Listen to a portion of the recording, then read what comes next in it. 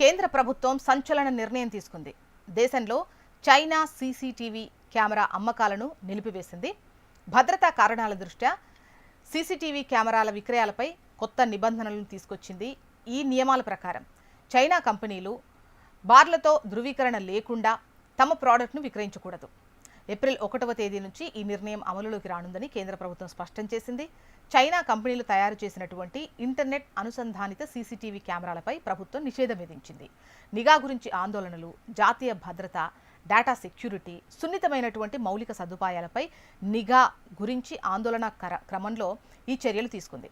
ఇక నుంచి భారత్లో సీసీటీవీ కెమెరాలు లేదా ఇతర సెక్యూరిటీ కెమెరాలను విక్రయించాలంటే కఠినమైన నిబంధనలు ఉంటాయి. ప్రభుత్వ ధృవీకరణ ప్రక్రియలు పూర్తి చేయాల్సి ఉంటుంది. ప్రభుత్వ నిర్ణయంతో హిక్విజన్, దహువా, టీపీ లింక్ వంటి చైనా కంపెనీలపై తీవ్ర ప్రభావం పడనుంది.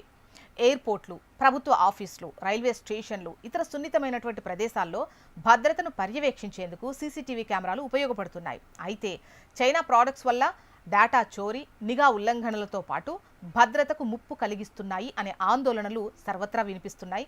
దీంతో ఇక నుంచి చైనా పరికరాలపై నిషేధం అమలులోకి వచ్చింది. జాతీయ భద్రతా వ్యవస్థలు కేవలం విశ్వసనీయమైన నెట్వర్క్స్ మాత్రమే ఆధారపడి ఉండాలని ప్రభుత్వం భావించింది. ఎలక్ట్రానిక్స్, ఇన్ఫర్మేషన్ టెక్నాలజీ మంత్రిత్వ శాఖ ఏప్రిల్ 2024లో కొత్త నిబంధనలు జారీ చేసింది. ఈ రూల్స్ ప్రకారం standardization, testing and quality certification విధానం అమలులోకి వస్తుంది.